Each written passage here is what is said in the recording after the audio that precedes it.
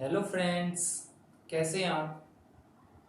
स्वागत है आपका इस यूट्यूब चैनल पर और मैं हूं आपका नेमी सर। तो जैसे कि क्लास 12 इलेक्ट्रोस्टैटिक में अपन electric potential due to electric dipole तक का चैप्टर कंप्लीट कर चुके हैं। आज अपन लेने जा रहे हैं इसी के आगे का topic and our topic is relation between E and V. तो चलिए स्टार्ट करते हैं। तो इस पॉइंट का पोटेंशियल है v, इस पॉइंट का पोटेंशियल है v प्लस डी वी। यहाँ पे कोई भी एक चार्ज रखा क्यू नॉट टेस्ट चार्ज। तो यहाँ पर इस चार्ज को कोई एक्सटर्नल एजेंसी जो होगी against the electrostatic field move करवाएगी। तो फोर्स कितना होगा, तो F इक्वल्स टू होता है Q नॉट E। इसकी वजह से इसमें इलेक्ट्रिक फील्ड कुछ यू होगा, this is the direction of electric field, और जो फोर्स है वो इस डायरेक्शन में है। तो दोनों एक दूसरे के अपोजिट डायरेक्शन में है, तो यहाँ पर नेगेटिव साइन आ जाएगा F equals to minus Q nought E। So ये वैल्यू हुई फोर्स की। अब work done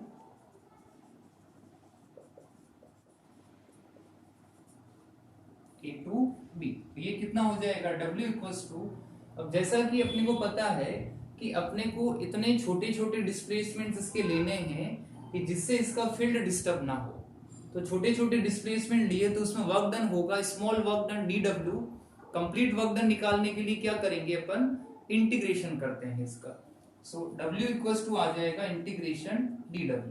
so it becomes equals to F dr and negative का साइन यहां पर आ जाता है।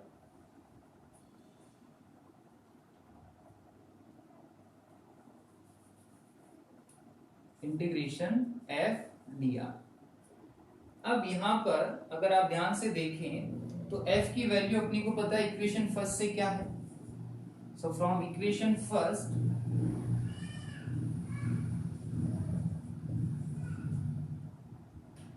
From equation first and second W equals to integration, इसकी वैल्यू पुट कर दीजिए यहाँ पे, तो Q nought E D R, negative का साइन बाहर आ गया।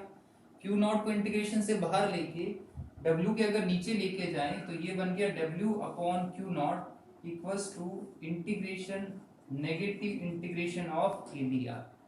और इसको अपन क्या बोलते हैं, work done upon charge is potential. So it becomes V equals to minus integration E D are.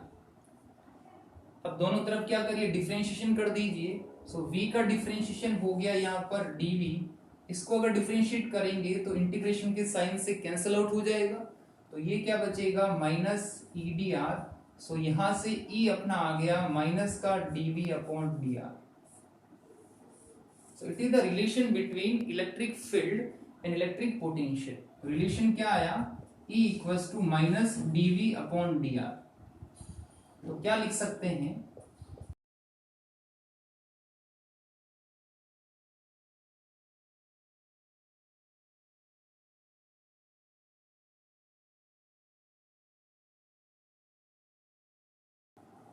so electric field is the rate of change of potential with respect to distance। Distance के साथ potential में change होना वो होगा electric field.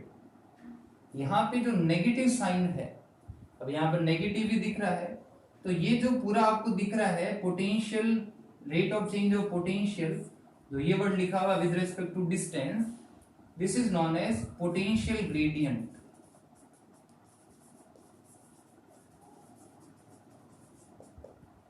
कहने का मतलब है कि जो आपका dv अपॉन dr है, dv अपॉन dr, इसको बोला जाता है पोटेंशियल ग्रेडियंट। तो सिंपल सी लैंग्वेज में electric field is the potential gradient. अब बट यहाँ पे नेगेटिव साइन भी आ रहा है, तो इसको बोला जाता है negative potential gradient. Potential gradient का मतलब होता है डिस्टेंस के साथ में पोटेंशियल में जो चेंजेस आ रहे हैं। नेगेटिव साइन क्या शो कर रहा है, नेगेटिव साइन ये शो कर रहा है कि जिस डायरेक्शन में इलेक्ट्रिक फील्ड होगा वहां हमेशा पोटेंशियल डिक्रीज करता है। So in the direction of increasing electric field potential will be decreases. So in the direction of electric field, increasing direction of electric field, potential will decrease। तो ये relation होता है इन दोनों के बीच में। अब यहाँ पर जो ये लिखा हुआ है dv अपॉन dr, सो dv अपॉन dr इसको मैथमेटिकल या मैथमेटिक्स के अंदर इसको बोला जाता है ग्रेड v। मैथमेटिक्स के अंदर इसको रिप्रेजेंट किया जाता है, या अपन बोल सकते हैं वेक्टर्स के अंदर इसको रिप्रेजेंट किया जाता है ग्रेड v से। और इसका जो सिंबल होता है ग्रेड को कुछ ऐसा बनाया जाता है, डेल्टा आप पढ़ते हैं तो ये हो गया उल्टा डेल्टा। तो डेल्टा तो ऐसा होता है क्यों, उसका उल्टा डेल्टा तो ये होता है ग्रेड, तो ग्रेड v। सो इस कंप्लीट इसको लिखा जा सकता है, अपन बोल सकते हैं कि electric field equals to negative of grad v। Negative of grad v, grad दिया गया है ग्रेडियंट से, so negative of grad v। Electric field is a vector quantity, तो यहाँ पर जो ग्रेड होता है वो भी एक वेक्टर क्वांटिटी है। क्योंकि इलेक्ट्रिक फील्ड के तीन कंपोनेंट्स हो सकते हैं, क्योंकि electric field is a vector quantity, तो वैसे ही इस ग्रेड के भी तीन कंपोनेंट्स होते हैं। तो ग्रेड को कुछ ऐसे डिफाइन किया होता है,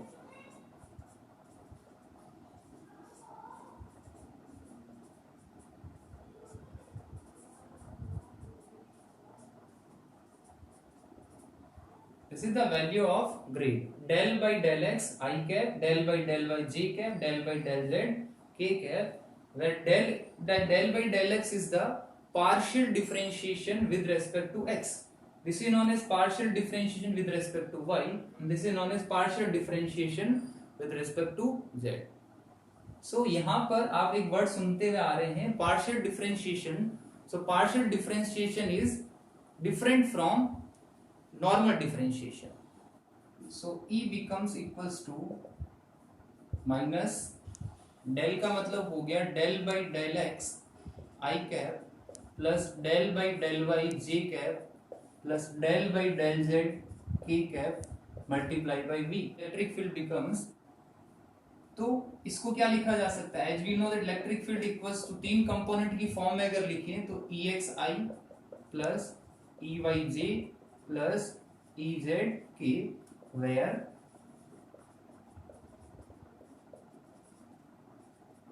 EX, EY, EZ तीन कंपोनेंट इलेक्ट्रिक फील्ड के, सो EX कितना हो जाएगा,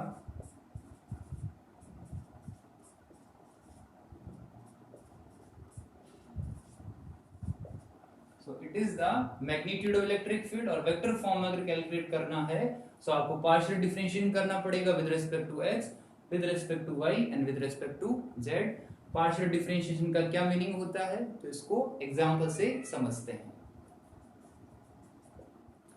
सो मान लीजिए ये कोई क्वेश्चन दे रखा है कि पोटेंशियल किसी भी पॉइंट पर ऐसे गिवन है जो कि डिपेंड कर रहा है x y z, या यहाँ पे दो कोऑर्डिनेट्स है वैसे ही तीनों पे डिपेंड कर रहा है, सो v x, y, z। तो ये वैल्यू दे रखी है इसकी, आपको फाइंड आउट करना है electric field. So electric field find out करना है, v दे रखा तो रिलेशन काम में आएगा। सो अपने को क्या पता है, अपने को ये पूरा रिलेशन पता है। तो सबसे पहले जब मैं EX कैलकुलेट करूंगा तो मेरे को चाहिए partial differentiation of v with respect to x। अब देखिए यहाँ पे partial differentiation of v with respect to x जब करेंगे तो इसका पार्शियल डिफरेंशिएशन का मतलब क्या होता है कि बाकी जो वेरिएबल्स है मींस y एंड z, उन दोनों को आपको कांस्टेंट कंसीडर करना है, ये होता है पार्शियल डिफरेंशिएशन। सिमिलरली जैसे del v upon del y करना हो, सो यहाँ पे कांस्टेंट क्या हो जाएगा, x एंड z। सबसे पहले कैलकुलेट करा अपन ने EX, तो EX becomes minus del v upon del x। तो इसका मतलब y एंड z कांस्टेंट। कोई भी प्रॉब्लम है तो बेसिक मैथमेटिकल टूल का मेरा आप वीडियो देख सकते हैं इसी चैनल पे। EY कितना हो गया, EY अगर निकाले तो del v negative del v upon del y। Now EZ हो गया minus del v upon del z। तो इसमें क्या हो जाएगा, x and y are constant, तो ये सारी कांस्टेंट, तो इसका आंसर आ गया 0। तो इलेक्ट्रिक फील्ड कितना आ गया उस पॉइंट पे,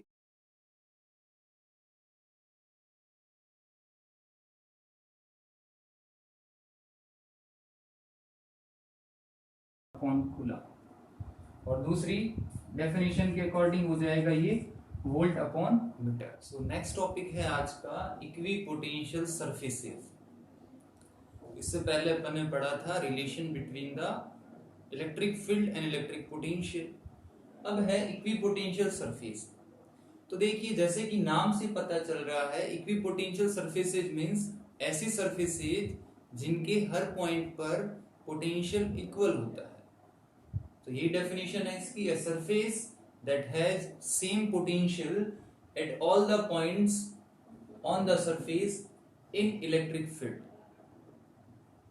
जो इलेक्ट्रिक फील्ड में ये लाइंस बेसिकली ये सरफेस बनती है, तो इसके हर पॉइंट पर पोटेंशियल हमेशा सेम होगा, ऐसी सरफेसेस को बोला जाएगा इक्विपोटेंशियल सरफेसेस। अब इनकी शेप डिफरेंट डिफरेंट हो सकती है। जैसे कि कोई आपका पॉइंट चार्ज है, जैसे पॉजिटिव पॉइंट चार्ज है, सो ये जो आपको दिख रहा है ये बाहर की तरफ जो रेडियली आउटवर्ड है, ये हो गया इलेक्ट्रिक फील्ड। सो यहां से अगर मैं एक ऐसी सरफेस ड्रॉ करूं जिसके हर पॉइंट पे पोटेंशियल सेम होना चाहिए, तो इसके लिए क्या करना पड़ेगा कि V इक्वल्स टू होता है KQ upon R, where R is the distance of point जहां पर अपने को पोटेंशियल कैलकुलेट करना है। चार्ज से उस पॉइंट की डिस्टेंस है R। तो मान लीजिए ये पॉइंट चार्ज है, अगर यहां से आपसे पूछूं कि इस पॉइंट से इक्वल डिस्टेंस पर कोई पॉइंट, लेट्स सपोज 5 सेंटीमीटर पे ये पॉइंट है, 5 सेंटीमीटर इधर भी हो सकता है, 5 सेंटीमीटर इधर भी हो सकता है, इसके चारों तरफ 5 सेंटीमीटर डायरेक्शन में अगर अपन पॉइंट्स बनाए और सबको एक साथ मिला दे अपन, तो क्या बनेगा, तो आप देख पा रहे हैं उससे बनेगा स्फीयर। सो किसी भी पॉइंट चार्ज में इक्विपोटेंशियल सरफेसेस हमेशा स्फेरिकल होती है। तो ये जो आपको दिख रही है ग्रीन कलर में, ये सारी इक्विपोटेंशियल सरफेसेज है, इक्विपोटेंशियल सरफेसेज हो गई। बट एक चीज ध्यान रखिए कि इस जो इक्विपोटेंशियल सरफेस है ये वाली, इसके हर पॉइंट पर पोटेंशियल सेम होगा, इसके हर पॉइंट पे पोटेंशियल सेम होगा, बट इन दोनों इक्विपोटेंशियल सरफेसेस का पोटेंशियल डिफरेंट होगा। क्यों? क्योंकि डिस्टेंस अलग अलग है, ये पास में है, ये दूर है, इसका पोटेंशियल ज्यादा होगा, इसका पोटेंशियल कम होगा, तो इसके हर पॉइंट पे पोटेंशियल ज्यादा, इसके हर पॉइंट पे पोटेंशियल कम। सिमिलरली इलेक्ट्रिक डाइपोल के लिए बना सकते हैं। तो इलेक्ट्रिक डाइपोल में अपने को पता है इलेक्ट्रिक फील्ड लाइंस पॉजिटिव से स्टार्ट होती है, नेगेटिव की तरफ टर्मिनेट होती है। अब यहाँ पर क्या होता है कि पॉजिटिव और नेगेटिव इनमें जब इक्विपोटेंशियल सरफेस बनाई जाती है, तो आप डिफरेंस देख पा रहे होंगे, दोनों के बीच का जो ये रीजन है, दोनों के बीच का जो रीजन है in between these two charges, यहाँ पर इक्विपोटेंशियल सरफेसेस एक दूसरे के पास में होती है और यहाँ ये दूर दूर होगी। तो ये पास में होना क्या शो करता है, जब भी इक्विपोटेंशियल सरफेसेस पास में हो तो वहां पर हमेशा स्ट्रॉन्ग इलेक्ट्रिक फील्ड होता है। अभी प्रॉपर्टीज में पढ़ेंगे अपन इसकी कि जहां पर पास पास में इक्विपोटेंशियल सरफेसेस होती है वहां स्ट्रॉन्ग इलेक्ट्रिक फील्ड होता है, और जहां दूर है वहां पर वीक इलेक्ट्रिक फील्ड है। सो अपन बोल सकते हैं यहाँ इन दोनों साइड इलेक्ट्रिक फील्ड वीक होगा और इसके बीच में इलेक्ट्रिक फील्ड स्ट्रॉन्ग होगा। यूनिफॉर्म इलेक्ट्रिक फील्ड, मान लीजिए इलेक्ट्रिक फील्ड ऐसा कुछ है पैरेलल, जिसको अपन यूनिफॉर्म इलेक्ट्रिक फील्ड भी बोलते हैं, तो उसमें कैसी इक्विपोटेंशियल सरफेस बनेगी, तो ये बनेगी प्लेन, प्लेन इक्विपोटेंशियल सरफेसेस, ये होगी स्फेरिकल। अब बात करें दो इक्वल चार्जेज अगर हैं, मान लीजिए दो इक्वल चार्जेज आपको दे दिए, तो इक्वल चार्जेज आपस में क्या करते हैं, रिपेल करते हैं, रिपेल करेंगे वो, तो रिपल्शन, तो इनके बीच वाला जो फील्ड है, बीच वाला जो फील्ड है वहां पर इक्विपोटेंशियल सरफेस दूर दूर बनेगी, और तो उनके बाद वाला दोनों तरफ उनके बीच वाला जो फील्ड है वहां पर इक्विपोटेंशियल सरफेसेस दूर दूर बनेगी, और उनके आसपास का जो दूसरा रिमेनिंग स्पेस है वहां पर इक्विपोटेंशियल सरफेस क्लोज बनती है। तो क्लोजर होने का मतलब क्या हो गया, यहां पर स्ट्रॉन्ग इलेक्ट्रिक फील्ड्स है और यहां पर वीक इलेक्ट्रिक फील्ड है। सो लेट्स सपोज अपन ने एक इक्विपोटेंशियल सरफेस कंसीडर करी, इस पे मान लीजिए दो पॉइंट है, पॉइंट ए एंड यहां पर है पॉइंट बी। अगर आप निकाले वर्क डन,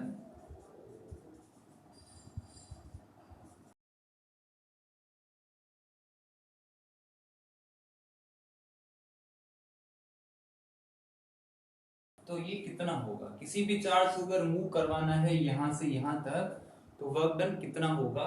सो अपने को पता है वर्क डन इक्वल्स टू होता है चार्ज इनटू पोटेंशियल डिफरेंस। सो चार्ज लेट सपोज यहाँ पर चार्ज है क्यू नॉट, इस क्यू नॉट चार्ज को ए से बी तक मूव करवाना है। सो चार्ज हो गया क्यू नॉट, पोटेंशियल डिफरेंस क्या हो जाएगा, it becomes VB minus we.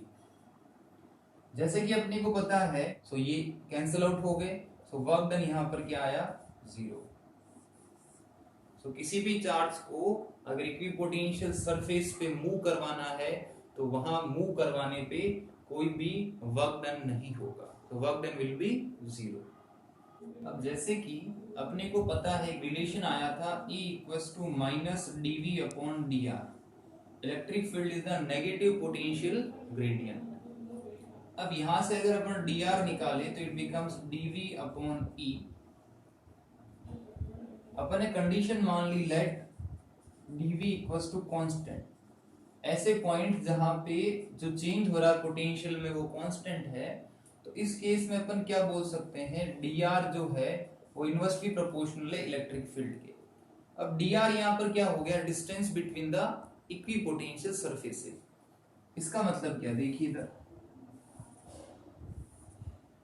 मान लीजिए ये कोई भी यूनिफॉर्म इलेक्ट्रिक फील्ड है, इसमें इक्विपोटेंशियल सरफेस ड्रॉ करिए, नंबर फर्स्ट, ये नंबर सेकंड, ये नंबर थर्ड, 3 इक्विपोटेंशियल सरफेसेस है।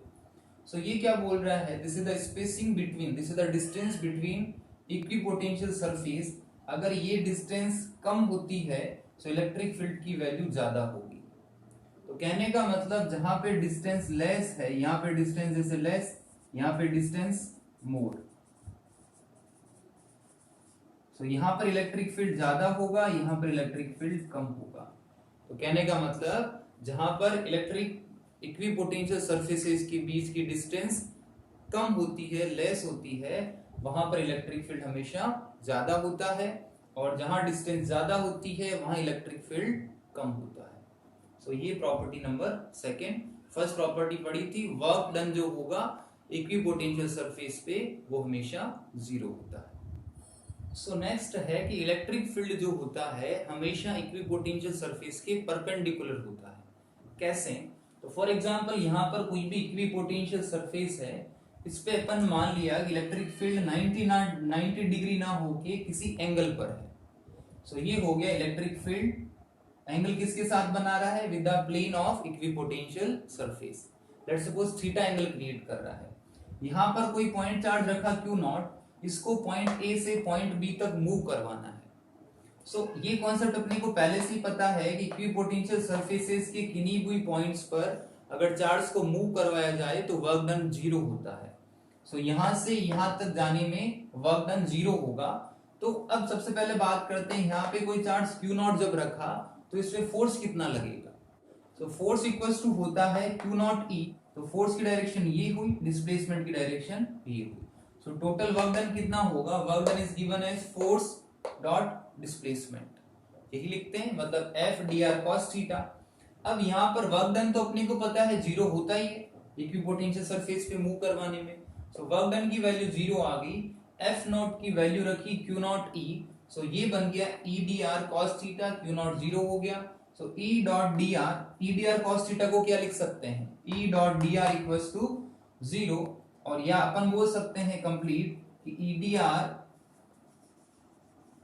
Cos theta equals to 0। तो कॉस थीटा, थीटा की क्या वैल्यू हो जिससे इसकी वैल्यू 0 आए, तो थीटा की वैल्यू होगी 90 डिग्री, तो थीटा इक्वल्स टू 90 डिग्री। इसका मतलब क्या हुआ, इसका मतलब ये हुआ कि electric field and D R vector are perpendicular to each other. D R क्या है यहाँ पे, डिस्प्लेसमेंट, या अपन बोल सकते हैं प्लेन। नेक्स्ट प्रॉपर्टी है कि two equipotential surfaces never intersect each other, एक दूसरे को कट नहीं कर सकती वो पोटेंशियल सरफेस फर्स्ट और ये होगी इक्विपोटेंशियल सरफेस सेकंड। मान लीजिए इस पॉइंट पर ये इंटरसेक्ट कर रही है पॉइंट पी पर, इस पूरी सरफेस का पोटेंशियल मैंने बोल दिया कि 5 वोल्ट है, इसका पूरा पोटेंशियल लेट्स सपोज मैंने बोल दिया कि 7 वोल्ट है। तो इस इक्विपोटेंशियल सरफेस के हर पॉइंट पर पोटेंशियल इतना होगा, इसके हर पॉइंट पर इतना होगा, तो पॉइंट पी पर कितना होगा, क्योंकि इसका जो पोटेंशियल इस पॉइंट पर बात करें तो 5 वोल्ट है, और इस पॉइंट पर इसकी वजह से बात करें तो 7 वोल्ट है। सो एक पॉइंट पर 2 पोटेंशियल होना पॉसिबल नहीं है, इस वजह से कभी भी ये इंटरसेक्ट नहीं कर सकते। नेक्स्ट प्रॉपर्टी है surface of a conductor is equipotential surface. ऐसा क्यों होता है? जैसे कि इलेक्ट्रिक फील्ड में पढ़ चुके हैं, कोई भी स्फेरिकल शेल है, कंडक्टर जिसको बोलते हैं, इसमें चार्ज डिस्ट्रीब्यूट होता है हमेशा इसकी सरफेस पर। अंदर इलेक्ट्रिक फील्ड अपन ने कैलकुलेट करा था, 0 आता है। एक रिलेशन अपन जानते हैं E equals to minus dV upon dr। Electric field यहाँ पर 0 हो गया, इसका मतलब हुआ dV upon dr equals to 0। यहाँ पर मैं बोल सकता हूं कि volt potential equals to constant, क्योंकि ये क्या बोल रहा है, differentiation with respect to r। v का डिफरेंशिएशन करना है विद रिस्पेक्ट टू r। किसी भी कांस्टेंट का अगर डिफरेंशिएशन करते हैं तो वो हमेशा 0 आता है। v यहाँ पर कांस्टेंट हो गया। v कांस्टेंट होने का मतलब जितना पोटेंशियल इसकी सरफेस पर है उतना ही पोटेंशियल अंदर की तरफ होगा थ्रू आउट द वॉल्यूम। इसके हर पॉइंट पर पोटेंशियल जो है इक्वल है या सेम है, और ऐसी सरफेस जिसके हर पॉइंट पर पोटेंशियल सेम होता है उसी को अपन बोलते हैं equipotential surface. That's why conductor की सरफेस बिहेव करेगी एज ए इक्विपोटेंशियल सरफेस। अब नेक्स्ट टॉपिक है, चार्ज स्फेरिकल शेल के लिए अपने को इलेक्ट्रिक पोटेंशियल निकालना है। As we know that E equals to minus dV upon dr।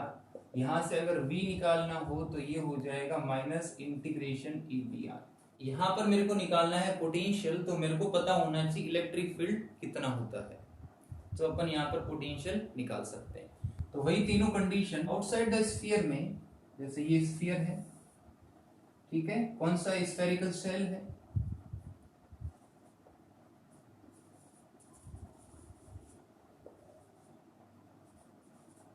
Outside the spherical shell. ये कोई स्फेरिकल शेल है, पॉइंट P पर आपको इलेक्ट्रिक फील्ड कैलकुलेट करना है, इस पॉइंट पर पोटेंशियल निकालना है। और पोटेंशियल की डेफिनेशन अपने को पता ही है कि किसी भी चार्ज को इंफिनिटी से पॉइंट P तक लाने में जितना वर्क डन होगा। इंफिनिटी से कहां तक लेके आए, पॉइंट P तक, और ये डिस्टेंस अपन ने ले ली स्मॉल r। E आउट कितना होता है, इसकी वैल्यू यहाँ पे पुट कर दीजिए। V आउट कितना आ जाएगा,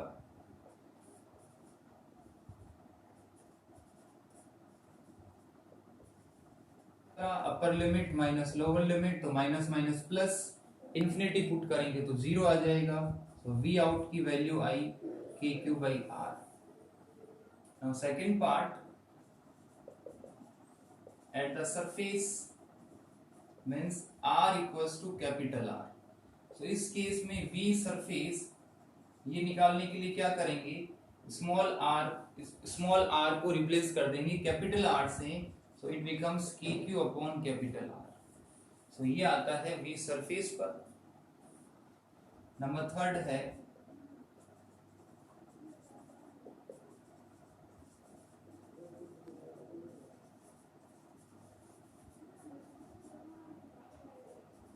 inside the spherical shell. Inside the spherical shell बात करें तो आप लिखेंगे V inside equals to negative of E inside into dr। Charge को इंफिनिटी से पॉइंट P तक लेके आना है, तो ये प्रोसेस दो पार्ट में कंप्लीट होगा। सबसे पहले इंफिनिटी से इसकी सरफेस पे लेके आओ, फिर सरफेस से अंदर लेके जाइए।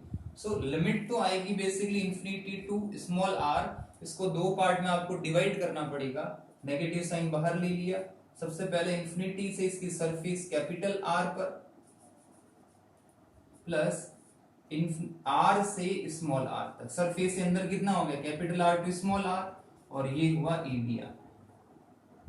इसकी बात करें तो ये क्या, इंफिनिटी से सरफेस तक लाना, मतलब ये हो गया E सरफेस, और ये क्या है आपका E inside. As we know that E inside electric field कितना होता है, वो होता है 0। ये तो पूरा कैंसिल आउट हो गया। ये क्या बचा, E सरफेस। तो E सरफेस, और ये पूरा E सरफेस है, तो ये कंप्लीट हुआ V सरफेस, और V सरफेस आप निकाल ही चुके हैं, कितना है KQ/R। V इनसाइड V आता है KQ/कैपिटल R। तो कहने का मतलब है कि जितना सरफेस पे पोटेंशियल होता है उतना ही कंडक्टर के अंदर पोटेंशियल होता है। इसीलिए अपन ने प्रॉपर्टी में बात करी थी कि इसकी जो कंडक्टर की सरफेस है वो किसकी तरह बिहेव करेगी, एज इक्विपोटेंशियल सरफेस। सबसे पहले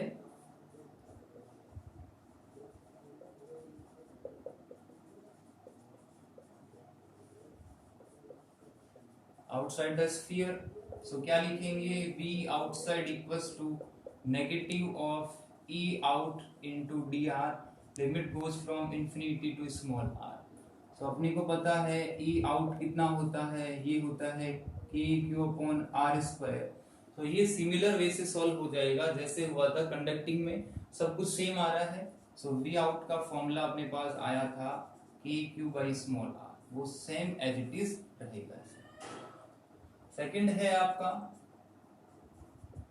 eight the surface, so at the surface small r is replaced by capital R, so V surface becomes KQ upon capital R। Conducting and non conducting में ये दोनों फॉर्मूलेज सेम होते हैं। अब बात करते हैं number third case, inside the sphere, R is less than capital R। So inside the spherical shell में क्या हो जाएगा, V inside equals to negative of EDR। अपने को पता है कि इनसाइड जब उस पॉइंट को लेके आएंगे तो दो पार्ट में इसको डिवाइड करना पड़ेगा। सो यहां लिखा सबसे पहले इन्फिनिटी टू सरफेस हो गया capital R plus capital R to small r, और ये हुआ EDR। दो पार्ट में ब्रेक कर दिया V इनसाइड वाले को, क्योंकि अंदर पॉइंट वो है तो दो प्रोसेस में काम होगा। सबसे पहले सरफेस पे लेके आए उस पॉइंट चार्ज को, फिर सरफेस से अंदर की तरफ लेके आएंगे। नेगेटिव साइन को अंदर मल्टीप्लाई किया, सो ये किसका फॉर्मूला हुआ, ये हुआ पोटेंशियल एट सरफेस। तो V सरफेस तो अपने को पता ही है, माइनस का sign capital R to small r। Inside की अगर बात करें तो ये होता है KQ by R cube into small r, KQ by R cube into small r। ये वैल्यू यहां पुट कर दीजिए इंटू dr, r का integration with respect to r, तो ये हो गया r square upon 2, upper limit lower limit, put कर दीजिए लिमिट की वैल्यू,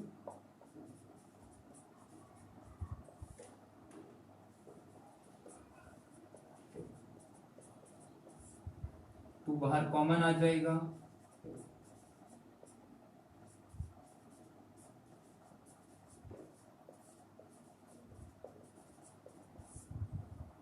ब्रैकेट को ओपन कर लीजिए,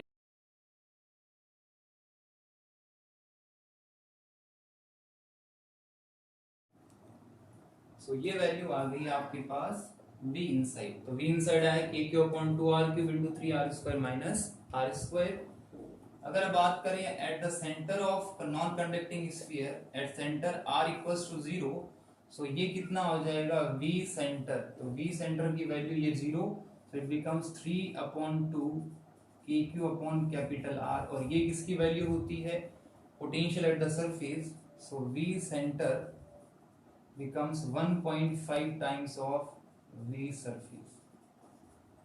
तो ये एक इंपॉर्टेंट कंक्लूजन आता है कि नॉन कंडक्टिंग स्फीयर में पोटेंशियल सेम नहीं होता, सरफेस पे जितना होगा उसका 1.5 टाइम्स ज्यादा होगा अंदर की तरफ, और नॉन कंडक्टिंग में थ्रू आउट द वॉल्यूम जितना सरफेस पर है उतना ही सेंटर पे होगा और उतना ही अंदर होता है। अब अपन ग्राफ ड्रॉ कर रहे हैं spherical shell and non conducting sphere के बीच में, तो ये फॉर्मूलेज अपने पास आ गए थे। सो यहाँ बात करते हैं, it is the radius of conducting sphere, और ये रेडियस होगी नॉन कंडक्टिंग, ये इसका सेंटर, ये यहाँ पर इसका सेंटर। सबसे पहले बात करते हैं outside inversely proportional to R, so inversely proportional to R कुछ भी ऐसा बनेगा। सरफेस पे बात करें तो R पे डिपेंड नहीं कर रहा, does not depends on small r, मतलब ये कांस्टेंट वैल्यू, अंदर भी कांस्टेंट वैल्यू, सो यहाँ से ये एक कांस्टेंट ग्राफ बन जाएगा, और ये वैल्यू जो आपको दिख रही है ये कितनी है, KQ अपॉन कैपिटल R। सो ये हो जाएगा R greater than capital R, ये हो गया R लेस देन R। यहाँ आ जाते हैं, बाहर की तरफ वही रहेगा ग्राफ, सरफेस पे भी सेम, तो सरफेस पे कांस्टेंट वैल्यू आ गई के क्यू अपॉन कैपिटल आर। अब बात करते हैं अंदर की तरफ, तो ये यहाँ पर, तो इसे 1.5 टाइम्स अप्रोक्सीमेट कुछ यहाँ पर, तो ये हो जाएगा, ये जो पॉइंट है ये है 1.5 time of V surface. So special graph है, ध्यान रखें आप, this is for non conducting sphere. So that's all for today's lecture. आपको पता है आपको क्या करना है, लाइक कम कीजिए, comment, share and subscribe the channel and don't forget to press bell icon. Bell icon को दबाना ना भूले, जिससे कि आने वाले हर वीडियो का नोटिफिकेशन आपको मिले। Thanks for